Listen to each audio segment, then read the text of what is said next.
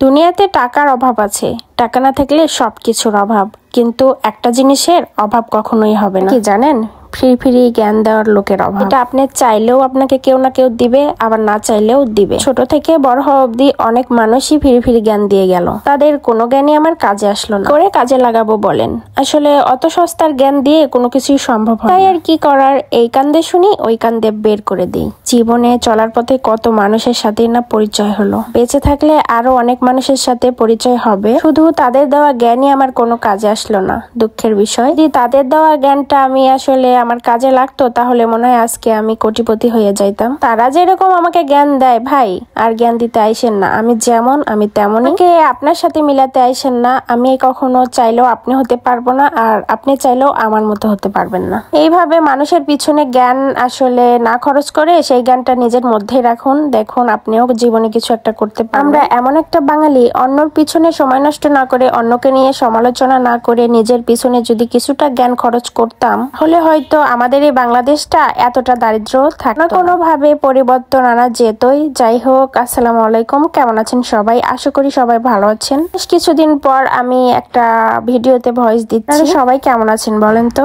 অনেকদিন পর জানতে চাচ্ছি, তাই না? তো কেমন আছেন বলবেন না?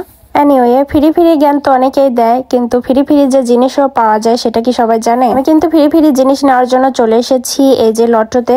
সকালে ঘুম থেকে উঠেই দেখি কানের কাছে মাইকের আওয়াজ আসলো। তো সেখানে মাইকিং করে বলতেছে যে 60% ডিসকাউন্ট, 60% ডিসকাউন্ট, যে কোনো পণ্যের উপরে নাকি 60% ডিসকাউন্ট চলছে। তো সকালবেলা যেহেতু এটা শুনেছি, তার পরের দিন আমি এসেছি 60% ডিসকাউন্টে আসলে কিছু কিনবো বলে।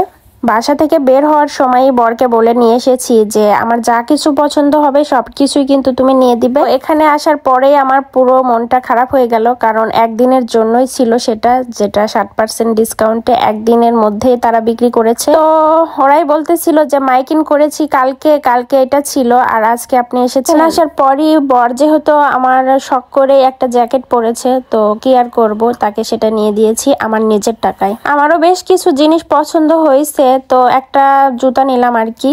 অটোতে আসলে সবকিছুর দামই একটু বেশি ধরে আসলে। তারপরে কালকে যেহেতু সবকিছু বিক্রি হয়ে গেছে, তেমন ভালো কিছু ছিল না, তাই আর বেশি কিছু না নিয়ে আমার মেয়ের জন্য আমি জুতো নিতাম, কিন্তু এখানে বাচ্চাদের কোনো কিছুই ছিল না।